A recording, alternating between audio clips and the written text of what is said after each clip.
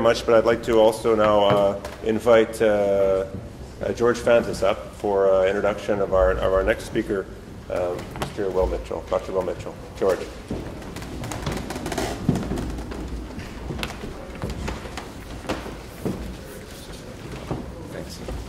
Thanks, Clyde. Welcome, everybody.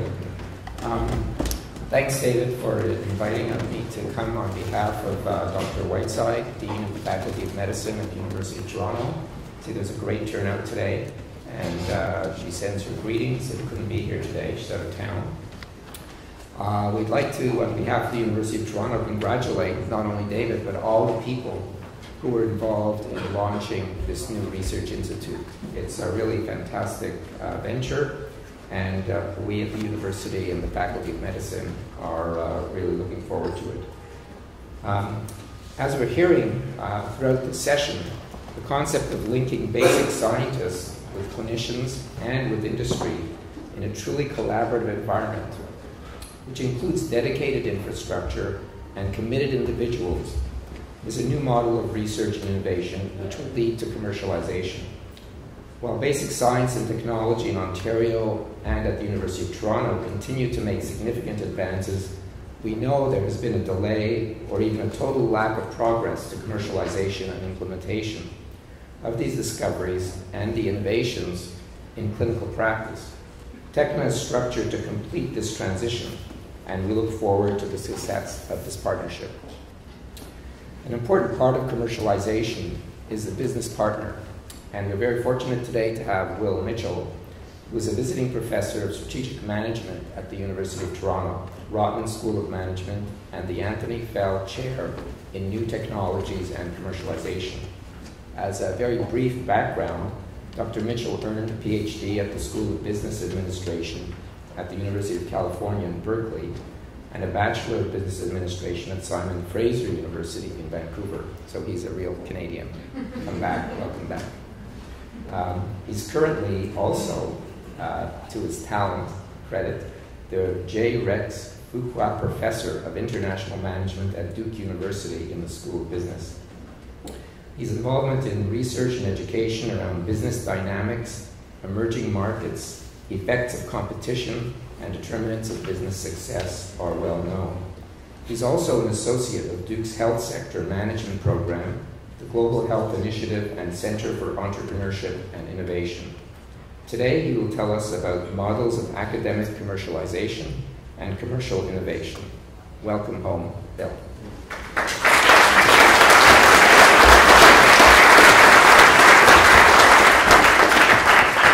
Thanks, thank you.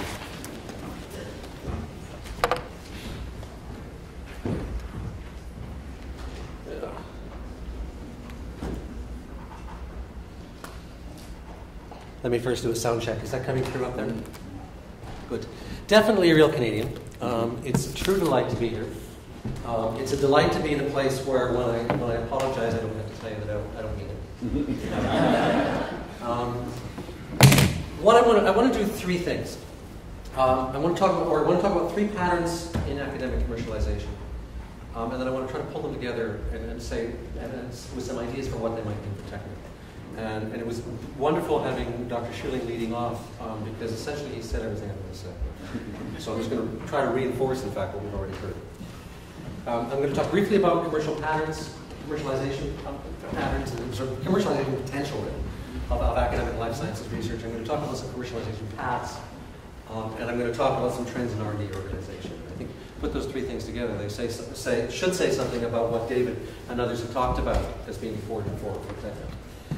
First off, just the obligatory slide. I've spent the last 20 years working with anybody I can find to work with, talk with, study with, learn from. I know I have learned a lot. I think I have some insights from it. And I would like to believe that I have no biases, but I suspect I'm wrong. So use your judgment about what you take away. If it doesn't pass your smell test, it's probably not right. Let me just do one slide here.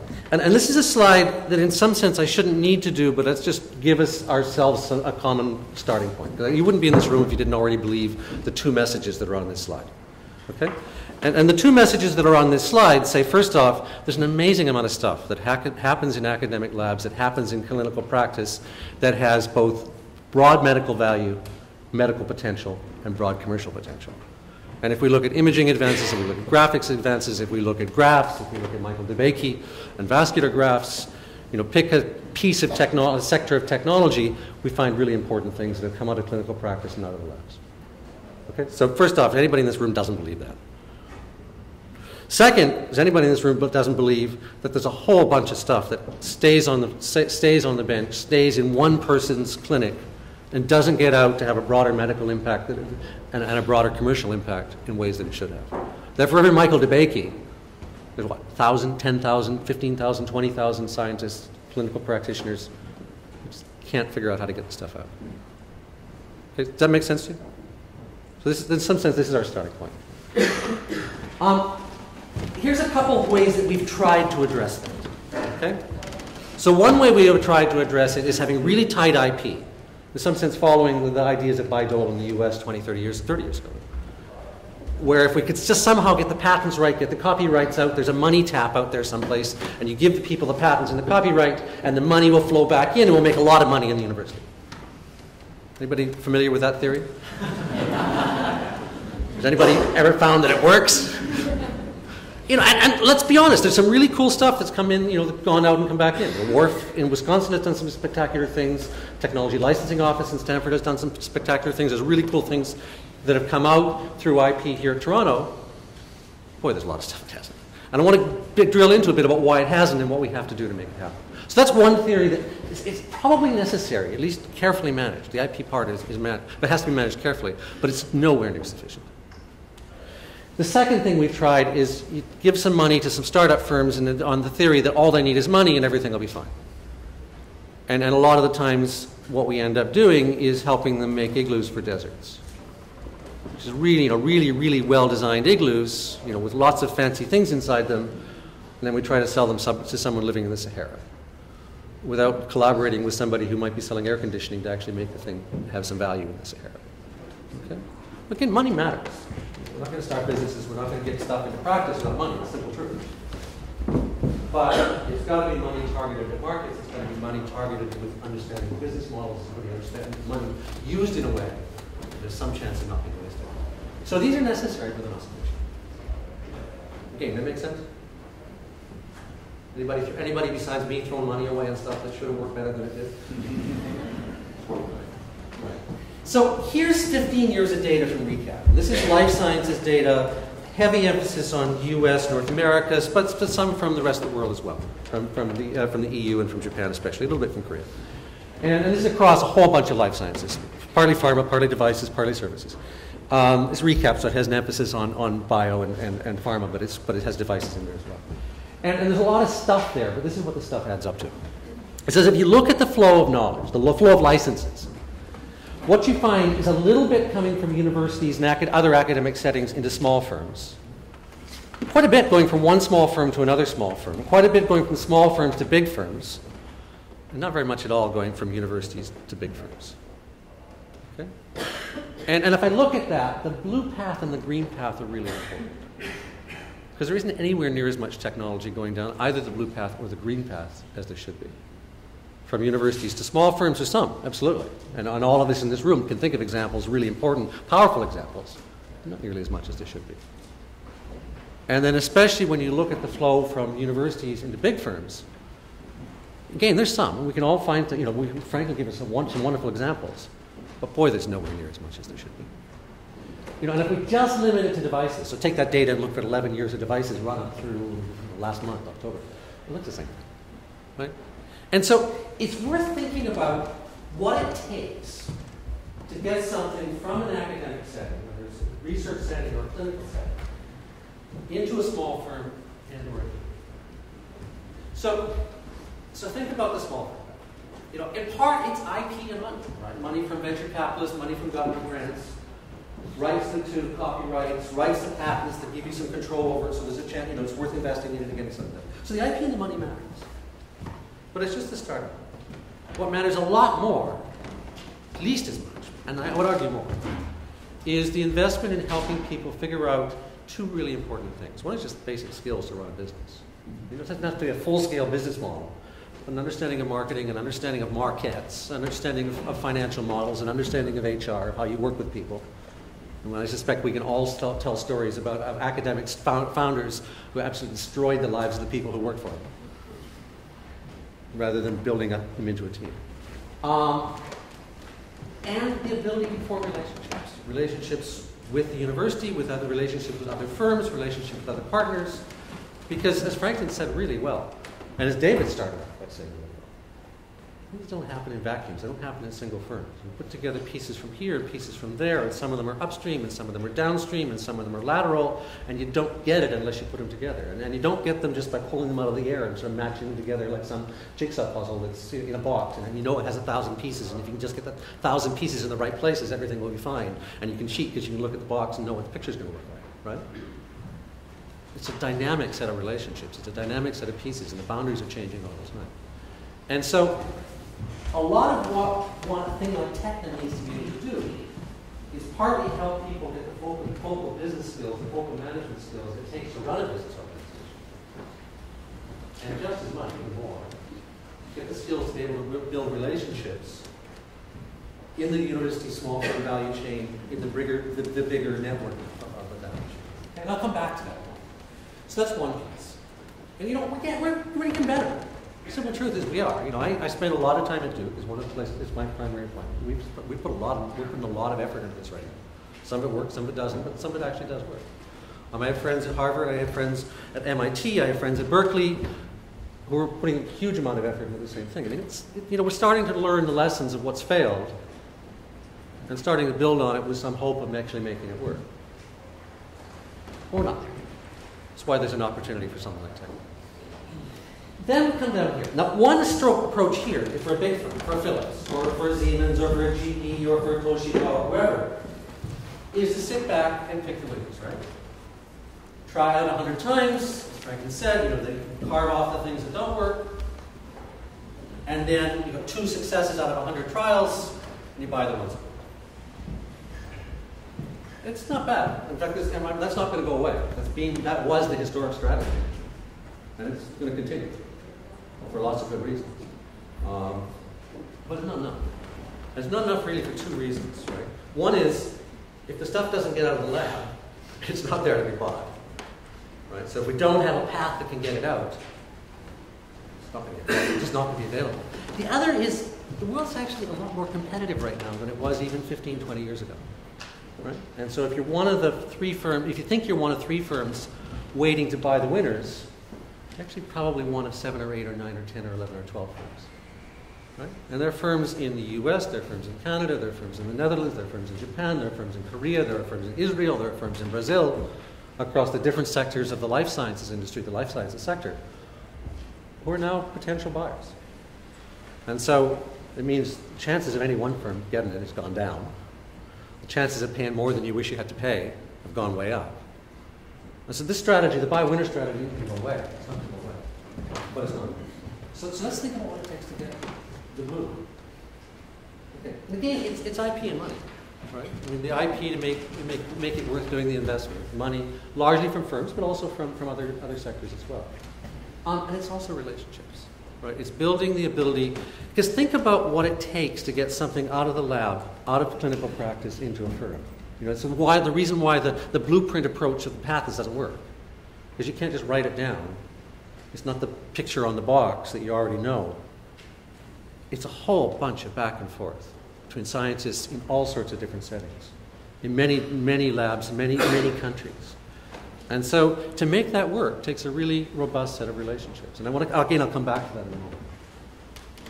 And so basically, for something like Techna, this is, again, the relational point is just absolutely central to it. So here's, I'm almost at the end. So I want to think about some trends in R&D organization. And again, the purpose of this is to reinforce both the value of the relationships and why there's an opportunity, actually. Why there's a receptivity among the partners where there needs to be a receptivity to make this work. There's no point in sort of preaching if either to a narrow choir that already believes and a bigger congregation that doesn't. The cool thing is we actually have a congregation, a very disparate congregation that's starting to believe in stuff. So the historic method of R&D, in the big firm especially, was to have these very segmented labs, right? Each with a specific mission, each doing really well, but not very well connected. Over the last, actually, historically, this stuff happened. Even the stuff that I'm about to talk about happened, and we just didn't pay enough attention to it. Over the last 15, 20 years, we've paid a lot more attention to it. Which is not just about the formal labs, but a lot of what for fancy terms I'll call internal exploratory environments. Okay, the opportunity to set up things inside.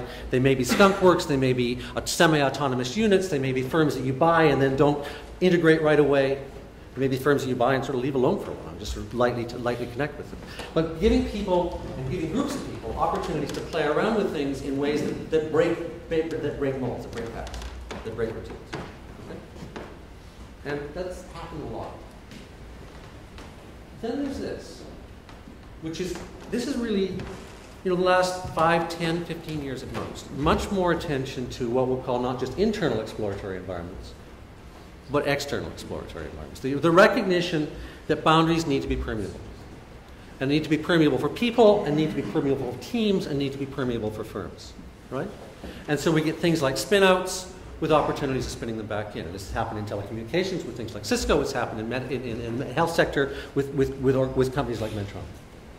It's, there's hands-on corporate venture capital, hands-on CVC. There's global partnerships, there's open innovation, there's academic partnerships as part of that. A much greater, learning of the value of having permeable boundaries across corporate and across academic corporate settings. Okay?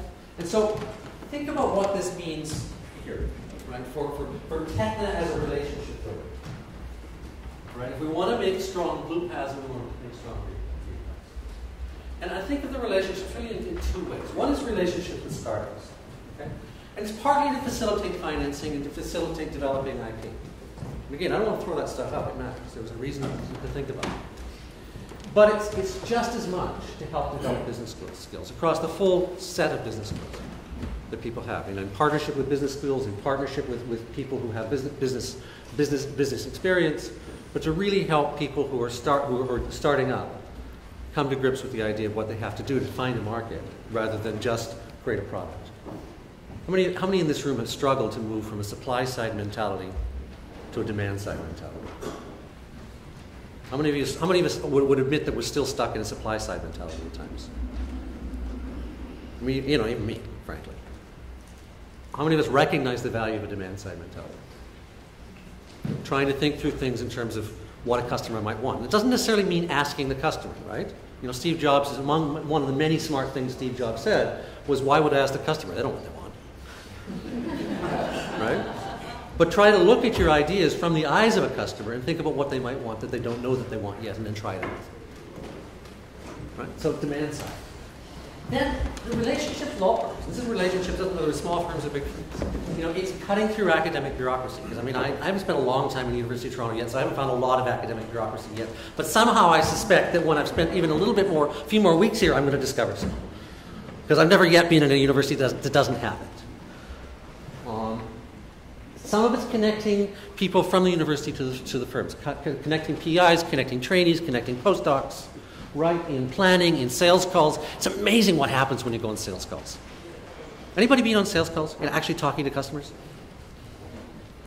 Did you learn something from it? Yeah. Find opportunities. It's really cool. And careers. And then vice versa, bringing the staff from a firm back into the clinics. Who's been in an OR or clinical setting? Did you learn something from it? Right. Brainstorming, just finding out ideas, and then ultimately it's symmetric. Facilitating collaboration between the players on one side and the players in the other side. And it's really ultimately helping firms, scientists, people develop partnership skills. Because this won't work without partnerships.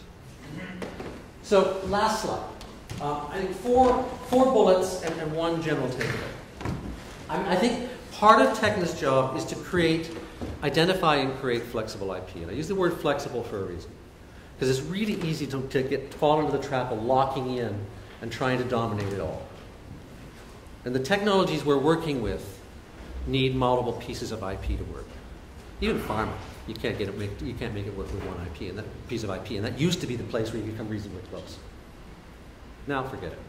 There's going to be multiple players having multiple rights, and so we've got to build the IP in a flexible way that the multiple rights will fit together, so we can actually build something together, and not fall into the trap. And I spend a lot of time in Africa where I see people fall into this trap, and I hate it when I see it happen there, and I hate it when I see it happen here, which is to compete like crazy over a small amount of resources, to control a small amount of resources, rather than work together to turn the resources we've got into something bigger.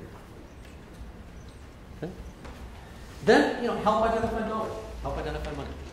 Whether it's venture funding, angel funding, government funding, large firm funding, collaborative funding with small firms, whatever. Find the money that it takes to get things going. That's an important role for something like Techna. No question.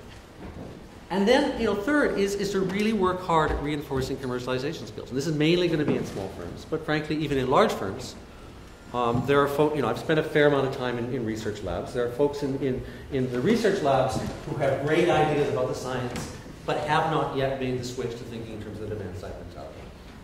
So the commercialization skills are relevant also even in the large firm setting as well as the small firm setting. And then finally, build what I'll call constellations of relationships. Relationships between the university and a focal firm, but also with all the other firms and all the other players that ultimately you need to put together to get this thing to work. Right? And in a real sense, the last point here is I think Techna has an opportunity to be what I'll call an honest broker. Right? Someone who sees the pieces and actually has a pretty good idea about how the different pieces might fit together. And has a stake in the game. This is not just some completely altruistic organization sitting on the outside that just is trying to make things work better for the sake of society, but actually is trying to make things work better for the sake of society, as well as for the commercial benefits. And something like a Techna is actually in a position to be able to work with multiple organizations in a way with a fair degree of transparency and a fair degree of honesty and a fair degree of acceptance. And that's really powerful, because there's not many organizations that are in that sort of situation. It's one of the reasons why it's so damn hard to pull the pieces together, even though all of us can sit in this room and say, yes, of course this makes sense. Right?